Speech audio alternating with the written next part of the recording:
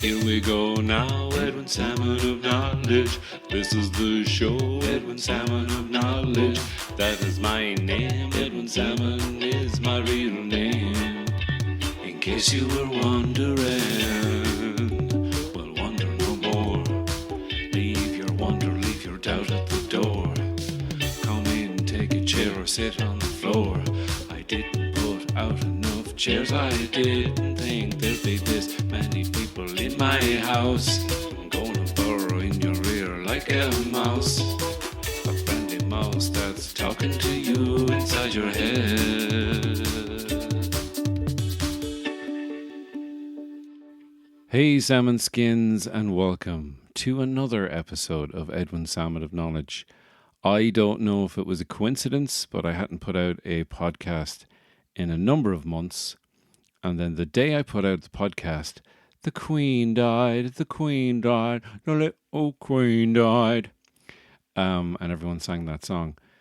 Queen Elizabeth II, she popped her clogs, aged 96. She had a good run, she had a good innings, she had several touchdowns, she had 12 points and a goal. I don't know, I'm trying to use as many sporting analogies there as possible, as is befitting the head of state of England. Although, obviously, there was an awful lot of jokes. Some people made the same jokes over and over again on Twitter and on TikTok and on social media. And then other people were saying that we shouldn't be celebrating her life. We should be pissing on her grave and damning her name because she was the God's appointed lackey on the English throne. I don't know what to feel. I don't really feel anything. I mean, like, you know, I don't really wish anyone death, apart from, you know, really evil people. Was the Queen evil? I don't know. Was she like a sort of a benign evil? You can't really have that, you know? Like, benign is fine. That's the way the rhyme inclines. So everything's fine. In time, you'll find sublime and crime don't do the time. You know, so I always look to that old saying that kind of rhymes in a very laboured way, as if someone's making it up off the top of their head. I don't know. I mean, I like Margaret Thatcher. She was someone who was in a position of power, and obviously, the Queen is more powerful and more well known than Margaret Thatcher, but also just a figurehead and can't really do anything. I know there are times when people have said that, oh, the Queen could intervene here in Brexit and stop Brexit from happening, or oh, the Queen could interfere here with Boris Johnson. The Queen could go in and just like shove her hand down his crotch and give his junk a good rumble, squeeze his balls real tight and sort of pull down on his scrotum and say, "Don't fuck it up, Boris." But she didn't. She didn't do any of those things, especially the groping. So it's kind of, I don't know, it's a little bit, yeah, she's the CEO of this horribly evil company, essentially. In the same way that the President of the United States is pretty much the CEO of this big company called America that doesn't really operate as a country. It operates more as a series of vested interests. So I don't really jump on board with the whole fuck the Queen. She was the figurehead of this horrible country that did so much damage around the world and looted and pillaged countries and caused so much pain. And, you know, we had obviously 800 years of oppression here, which is a nice round number. And, you know, at the same token, though, she came over and she apologized. And this is what I'm picking up from just hearing people, and the discourse around it is so kind of boring, because you can kind of, both things are true. And I don't want to say someone who's hating on the Queen can't do that. They can, obviously, but also someone praising the Queen. I think both of those sides should just temper themselves a little bit. I think generally, unless someone dies and they're hated, like Jimmy Savile, when he died, they had to remove his gravestone from the grave, because people were coming and like desecrating it and spray painting it and abusing it, ironically. And he was a fucking evil prick, and that's understating it. He deserved all that kind of hatred. But like the Queen is not, like I was talking about it on stage the other night in a gig that wasn't recorded. I did 2 nights in the International, and I said, the Queen is dead.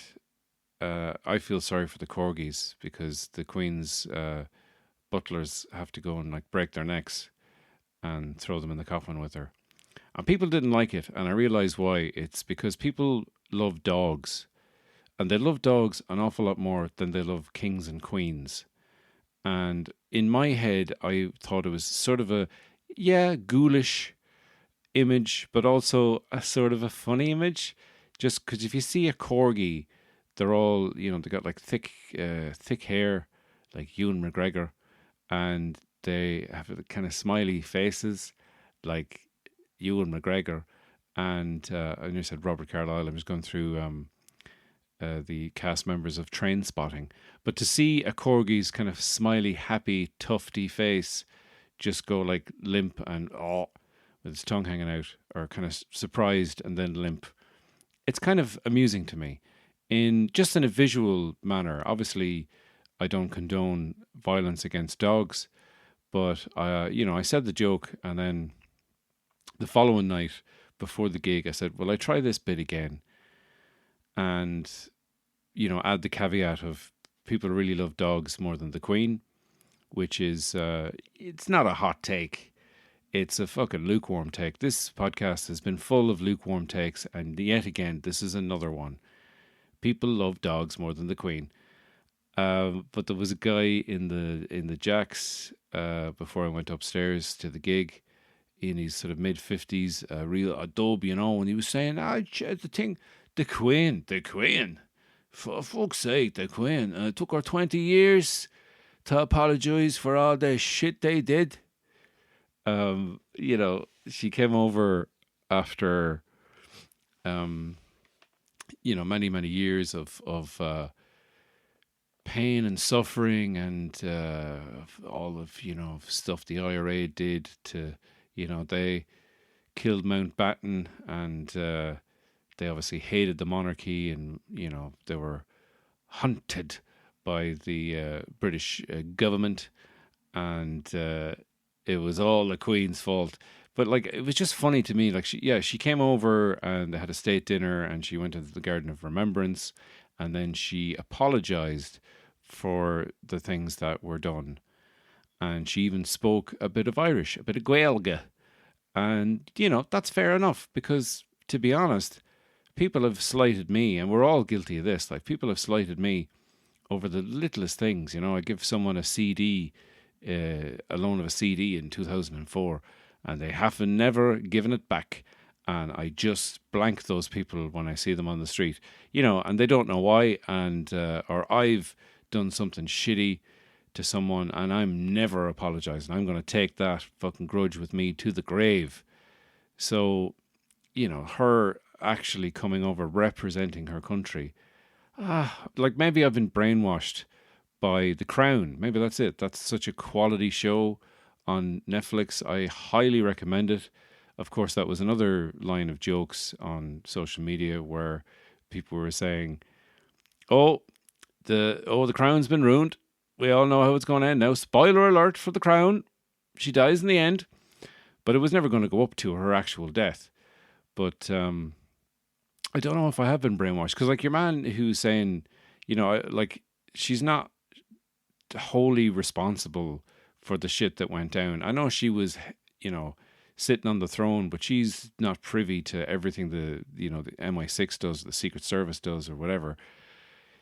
She's not sitting in a swivel chair with a big corgi in her lap, turning around like a Bond villain, going, "Kill the paddies." I don't think that's happening. But I think for me, I don't have any strong. I don't hate the royal family. I do think they're just odd people who are sort of out of touch with reality because, it's the whole God deems them worthy to serve on the throne and be a figurehead and be worth something like 400 million or whatever the Queen, it came out that this is what the Queen's worth. She never carries money around. There's that famous thing, the royals never have money on them. And that's how they have so fucking much money, because they never give it away.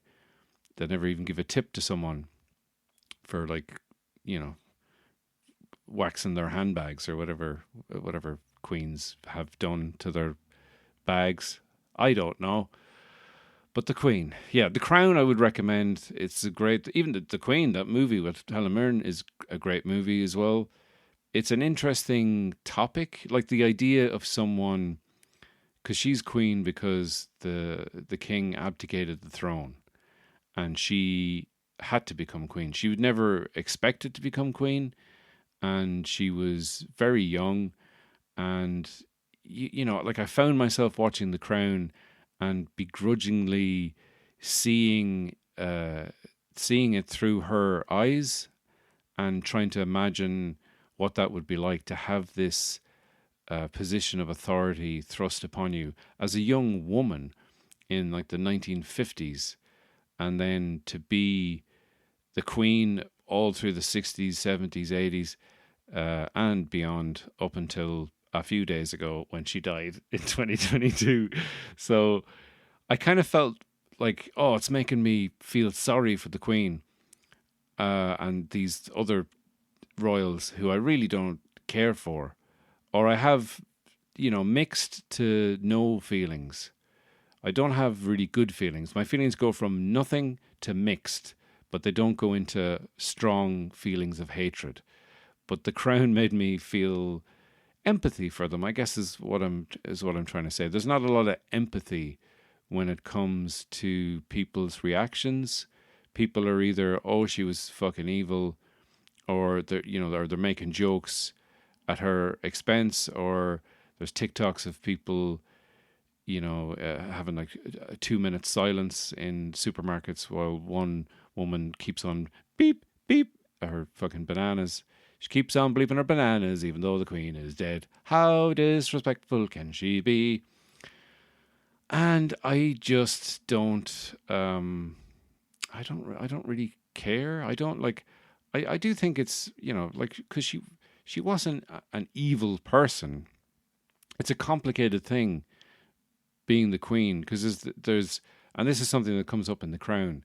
It's the difference between being the Queen and being Elizabeth.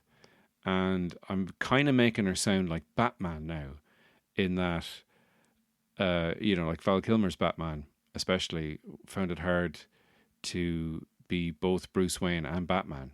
He viewed them as separate people, and then in the end, he realized that Batman and Bruce Wayne kind of are the same person, and he can coexist. And then he threw the thing and exploded, and it made the Riddler's brain go all big. So that's very much like how I feel the Queen is. That, someone puts on like a crown light, and you see a silhouette of the crown in the sky, and then Elizabeth says, "I'll be right back," and she takes a book out of the library wall and slides down a pole, and then on the other end of the pole she's got, like, the big furry fur-lined cape on, and she's got the scepter, which is magic, and she's got the vibranium crown. And it goes, Queenie, Queenie, Queenie, Queen, Queenie, Queenie, Queenie, Queenie, Queenie, Queenie, Queenie, Queenie, Queen woman.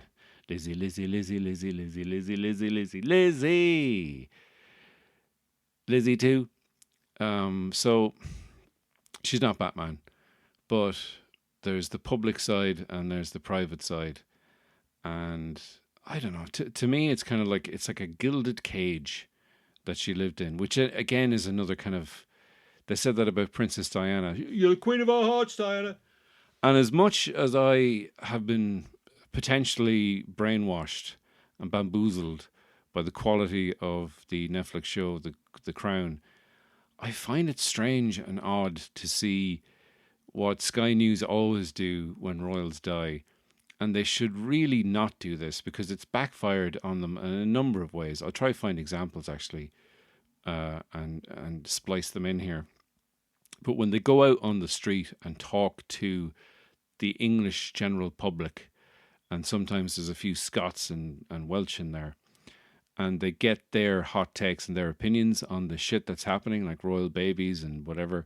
And the same here, like they shouldn't do, at least if they do it, have like a 20-second delay so you can cut the interview off if someone starts going, she's a fucking cunt, won't she? Fucking queen. I love to fuck, she could suck my crown juice. Hey, hey.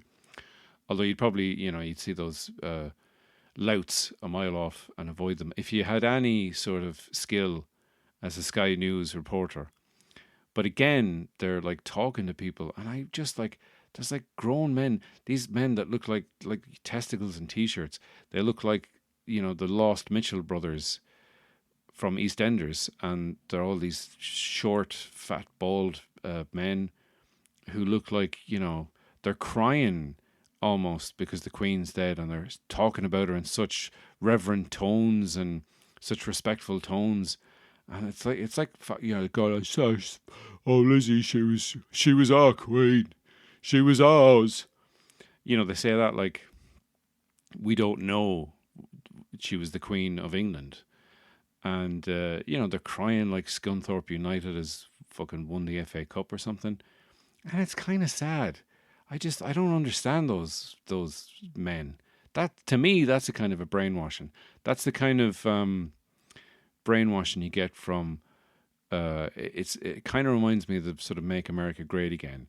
This notion that some time way back when England was a green and pleasant land and no one was sad, and the fucking reality of it is that they used to have 5-day working weeks and blackouts in the 70s and 80s and miners' strikes, and fucking the Reagan Thatcher era was just greed and avarice and Spitting Image, a show that disturbed me. The Maggie Thatcher Spitting Image puppet literally gave me nightmares. The two scariest things for me were when the Incredible Hulk changed in The Incredible Hulk from Bill Bixby to Lou Ferrigno, which when I watch it as a grown-up, it's not scary at all. But Maggie Thatcher's Spitting Image puppet was also a real hide behind the couch scary sort of thing. So I don't know. So the Queen is no more, and we have King Charles III, who already is being kind of lambasted for being very snippy and short with someone who wouldn't move something out of his way when he was writing something down. And people have made it into these funny little videos where they've edited in a turntable so it looks like he's scratching. And people are saying, he's a horrible man who's treating everyone like a servant. People of privilege, and yeah, he's the king of England. This kind of thing of like kings of England and queens of England of old did fucking horrible, fucked up shit. If the worst he does in this day and age is be a little bit rude to someone a couple of days after his mum died, then, we're in for an easy ride. Plus, he's in his 70s, so how long is he going to reign? And then we'll have his son, who's kind of boring and bald in a way that looks like he should be on a before poster. And then, you see him with like long hair. He's got that sort of, he doesn't wear his baldness well. Now I'm just getting personal about the Baldy Royals. The Baldy Royals, that's right. I don't like them. Anyway, that's enough shit about the Queen. Rest in peace, my lady. and we'll take a break.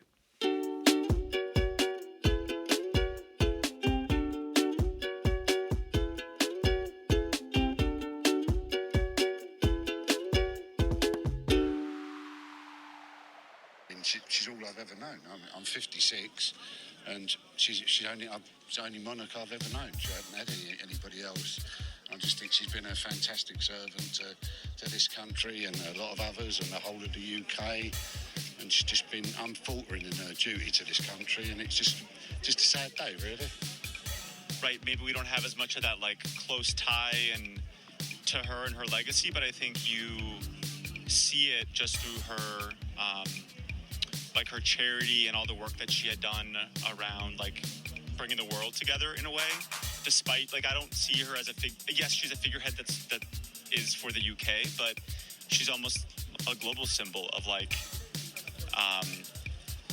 right, we have political parties that change every couple of years. Like she's one that's just been like a steady sense of stability in a way. It's weird, but that's kind of what I think she brings to like the world, right? She's like been that figurehead that's kind of stayed true for such a long time.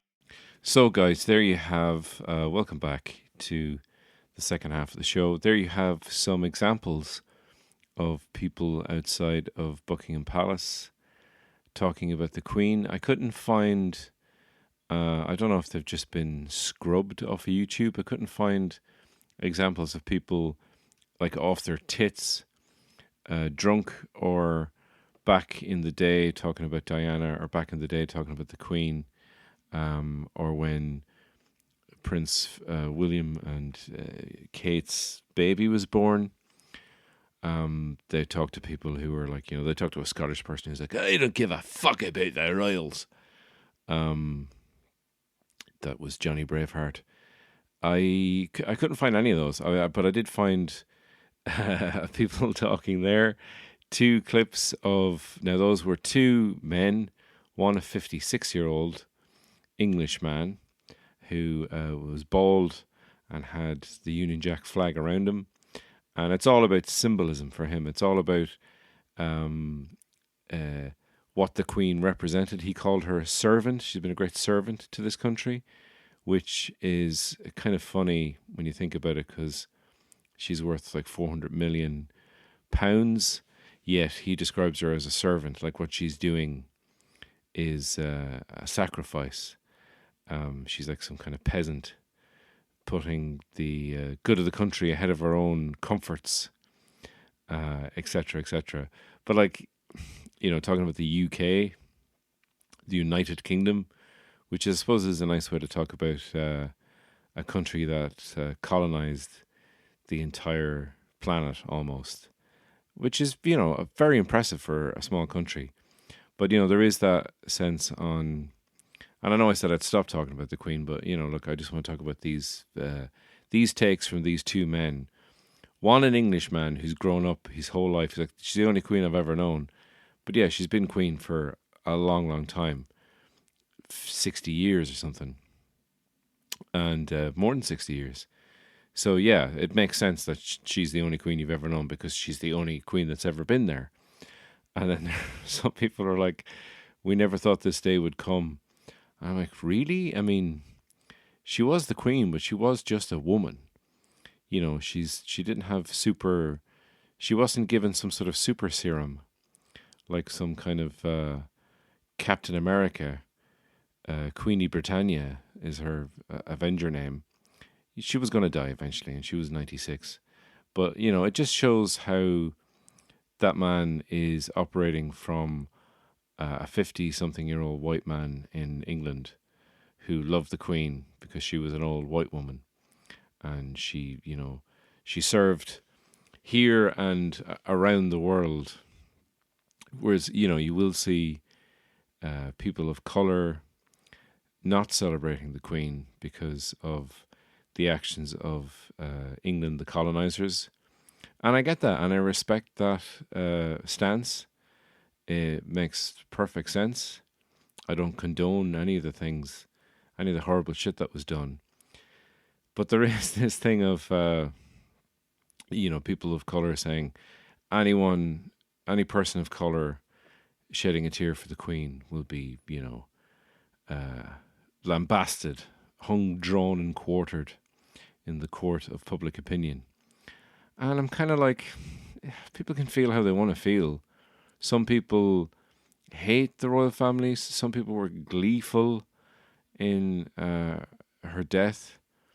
I am just kind of casually indifferent to it, but I've met with some weird kind of blowback from my casual indifference, and I think that's to do with the proliferation of hot takes, that you can't have a cold take on these things. I mean, you can have an ignorant take, and I think those two men talking there, like the American was just babbling on and making the Queen sound like she was a contestant on Miss Universe, where she wanted to, through her charity, hard work, to, in some ways, bring about world peace. I'm like, no, that's the last thing she was going to do, was bring about world peace, but it just highlights how little people know, and I kind of resent the fact that when I'm casually indifferent, people think that I'm condoning all the horrible shit that England done under Lizzy's stead, and I don't. I mean, and if people, but here's the thing, I that's the other thing as well. I don't care about other people's opinions. I don't want to have to change someone's opinion. If they hate the Queen and are glad that she's dead, that's fine. I'm happy that you're happy that someone you didn't like died. That's fine. But I said I was casually indifferent. I was like, it's just like an old woman dying. To me, like, I get the anger and the bitterness from the colonization effort and how that has destroyed countries and left a legacy of pain and hurt. I'm not diminishing that at all. That's fine. I'm just saying, if you can be, hateful and gleeful and, make jokes and all that, and it's a fun time for you, that's great. But, also I can be casually indifferent to the whole thing. And I'm not being casually indifferent as a bit. Because I said it the other day, and a friend of mine who doesn't listen to the podcast, so he won't hear this, but he was like, he just immediately went, "Oh, fuck off." Like I was doing it to sort of be different, or... You know what I mean? It's like, no, it wasn't a hot take. I think he was annoyed that I didn't have this fervor to make jokes and jump on the sort of the hate bandwagon. And that's fine. I mean, you can hate things. If you hate things that are bad, that's a good kind of hate, right? And, I just, I was kind of annoyed because I hadn't told him to fuck off with his... ding dong, the Queen is dead. Isn't it great, that evil old Queen? I just let it lie. And he, it kind of just pissed me off. So I sort of said it to him, like, I'm not telling you to fuck off because of your stance. So let me have mine. That's what I'm saying. So that only happened the other day. Between the first half of this podcast and what you're listening to now, you might notice a little difference in my voice, and it's because my son Luke has been in creche, and creches are cesspools of disease and germs and kids licking things and then rubbing those things that they've licked onto the faces and lips and ears and other orifices of other children. And Luke, sure enough, got a cold. And then the other day when I was yesterday when I was going to record the second half of this podcast, I got a phone call from the creche saying Luke's got a temperature of 38.5, which is an unexplained temperature. Now, he had a bit of a sniffles, but he didn't have a temperature. So when he has a temperature, their policy is he can't come back for 48 hours. If only he had done it on a Friday, then we could just take him out for the weekend, as we would normally do, and stick him back on Monday. So I thought I'd have more time to record extra episodes, but it seems that the sickness has taken hold. And who knows, I probably could get worse before it gets better. Maybe I should have a bit of a lemsip. But also I have to bring Luke out for a walk, bring him to the shops. And this is all boring stuff you don't want to hear. But I am going to do an extra episode where myself and Cara talk about,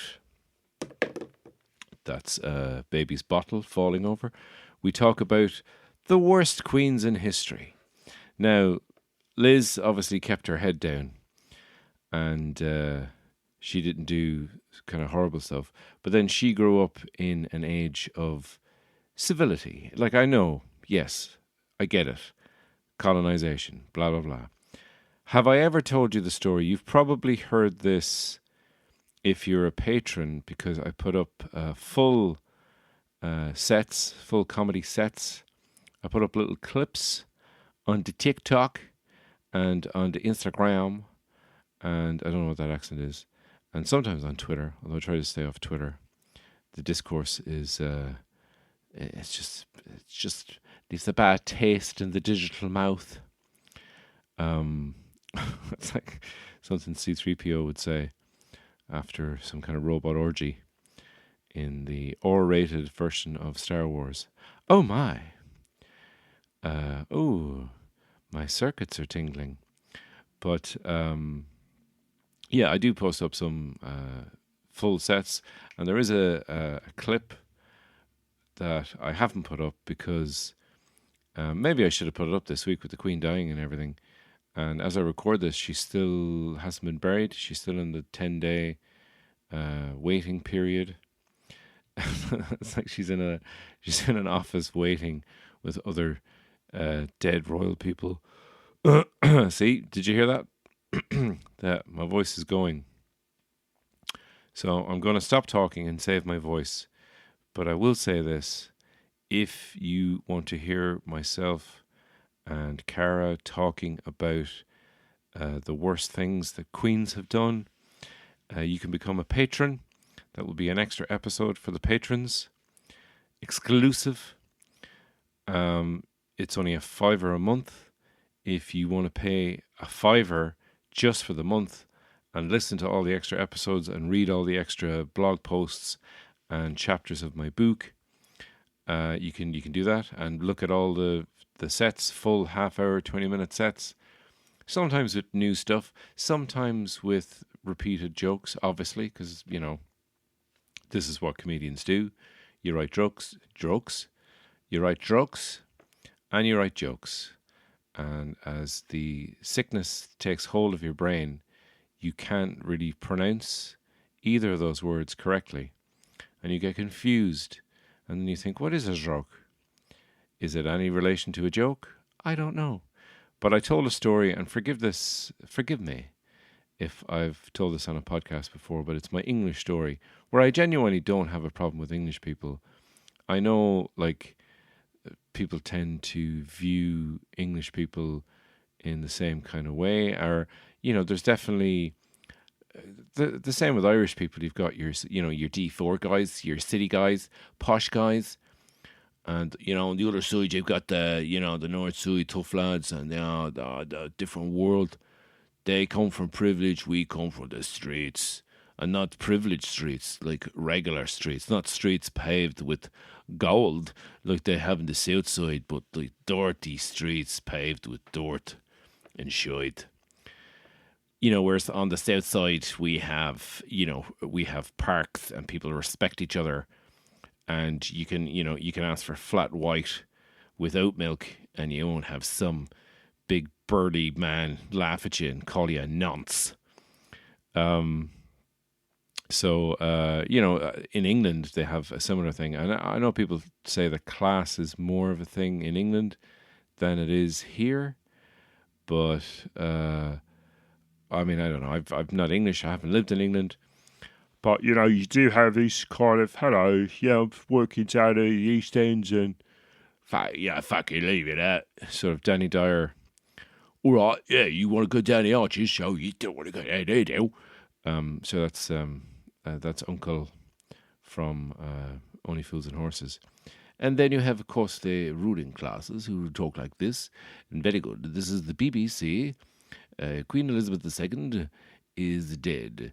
She lived for a very long time, and I'm very, very sad about it. But of course, I will show no emotion because that is how I am. Very, very posh English people are very much like very rural Irish people. They will never show emotion. They will only show an emotion in an advertisement for butter or some other staple diet. Cabbage. Sometimes you'll see a Mick in a cabbage ad crying his eyes out over how good the cabbage is, and he'll be just weeping over a ham.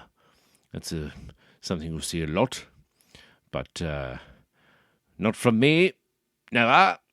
My own mother died. I didn't cry because I really, really disliked her. But the Queen, let me say, I shed a tear, but inside I could feel that salty tear running down my nostril tranks. Your nostril what? My nostril tranks. Tranks. Yes, it's a thing that very, very posh English people have. We have tranks instead of tracks. Some people are born differently. I was born with a silver spoon in my mouth.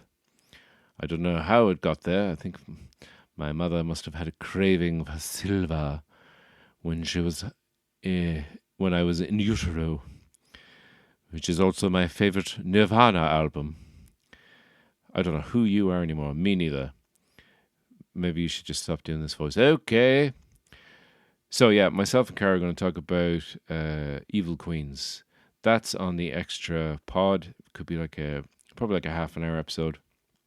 We'll get around to it sometime in the next couple of days, and that's going to go up for the patrons. Also, there's going to be an extra episode that I do have back from, I think, the beginning of 2020. I recorded an episode of Dungeons and Naggins, which is a comedy podcast where people get drunk and play Dungeons and Dragons. So I did that with host Steve Bennett and a special guest star, me, and Andrew Dorman, who is a stand-up comedian who only lives just down the road from me. We recorded it ages ago, and I messaged Steve saying, what's the story with that recording? Thinking he probably dumped it or something. I can't even remember it. But he sent it on to me and had the whole thing. So I'm going to be putting that up. He's going to be putting it up eventually, but probably an edited version. So I have the full 90-minute version I'm going to be putting up in 2 parts. First part will go up this month. So that's going to be up there. So you've got so many. That's 3 extra podcasts. And there's an extra one up there already. There's loads of extra stuff up there already. There's bloopers, there's songs. You can chat to me. You can suggest that I do a whole podcast on one specific topic, which I will be doing a bit of research, open bracket, reading the Wikipedia page, close bracket. So here I am coming to you, warts and all. So just to give you a little preview, because I was looking up, with people saying Queen Elizabeth was pretty horrible queen. But then there is, if you look at history, there's a huge amount of horrible, horrible queens. And one of them, I learned, is Princess Olga of Kiev. So she's Ukrainian. She was a Ukrainian princess and the first female ruler in Russian history. So obviously Russia and Ukraine having a bit of a barney, and Russia not looking too good on the world stage, looking a little bit of a bully. Now, obviously, there's a lot more history there that I don't know anything about. I'm like that 56-year-old Englishman and that younger American man. I'm not going to even begin to talk about Princess Olga of Kiev and the Russian-Ukraine history. So, she became Queen Regent in 945 CE, which stands for close enough. Because sometimes historians are just taking a wild shot in the dark. So she became Queen Regent after her husband, Igor the First, or Igor the First. Is it Igor or Igor? I say Igor because of Frankenstein movies. So he was slain, killed, and their son was too young to rule, so she was crowned queen in his stead. One of her first acts was to seek revenge for her husband's demise by capturing the men responsible and executing them. Now, you'd probably think execution is, she had their heads chopped off, something like that. But no, she ordered them executed by using scalding water. So, I mean, if you get scalded with water once, that's not going to kill you, right? You're going to be in a lot of pain. So that's a lot of scalding water. Like, were they drowned in the scalding water? You know, that's like when you really want your enemies to suffer. And you think, you think that'd be enough, but she didn't stop there. No. In her fury over her husband, Igor the First, she probably called him Iggy. In her fury, because poor Iggy was murdered, she ordered the hundreds of people from the men's tribe to be taken out in retribution for her husband. Some accounts suggest that Olga had the tribe leaders buried alive, and that she devised a plan to set their entire town ablaze. Sorry, I got confused with buried and blaze. One story suggests she fooled the tribe leaders by inviting them to a retreat, then locked them in a bathhouse and burned it down. So, yeah, she was, as they say, hell had no fury like a woman scorned, which always seemed to be a bit of a sort of a sexist saying. Like, well, if you piss a woman off, she's a pissed off woman is way, way more dangerous than a pissed off man. I don't know. Is that sexist? Probably. So anyway, with Olga, because it was, close 9:45, close enough time. No one knows for certain whatever really happened. Just they do know a lot of people were murdered, and she was very angry. And she then devoted herself to Orthodox Christianity. Shortly after her vengeance was complete, so she scalded all those men and killed all those lads. And then she said, do you know what? I'm going to stop all this vengeance nonsense. I'm going to become a religious person. And she eventually became the first person of Russian heritage to receive a sainthood from the Orthodox Church. So, there you go. Maybe some of you listening have scalded tribesmen to death in revenge for the killing of a loved one, and you're thinking, oh, God, I'd really love to get a sainthood, get into being a saint, but obviously that door is closed for me. No, if Olga of Kiev can do it, then anyone can. So, guys, that is the end of this episode, this right royal rumble of an episode. However you take your royals, if you take them with a pinch of salt, or if you take them with a bowl of scalding water, or if you're completely casually indifferent, as I am, even though I've talked for 45 minutes about them, then good luck to you. Next episode is coming probably next week. Who knows? Whenever I finish it and I have it dropped. But I'm definitely going to be bringing back a couple of characters from the old shows. So guys, have a beautiful time, and I will see you all very soon. Don't forget to like and subscribe, tag a mate, sponsor me on Patreon, I'm calling it a sponsorship, like I'm a child going door to door asking for money because I'm going to do a 10-mile run on Tuesday. So check out the Cine Stream Club, which is a podcast I do with Trevor Brown and Andrea Farrell. Check out Reviewables. It might be coming back soon. Check out Dream Gun Film Reads. They have the double episode of Star Wars A New Hope that we did in Vicar Street last May has just dropped, as they say.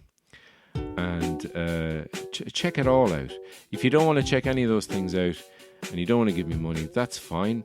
Thank you for listening. I'm just happy that you've listened. If you've listened this far, you're extra special. And if you really, really want to prove how extra special you are, you can go and give me a review. 5 stars only.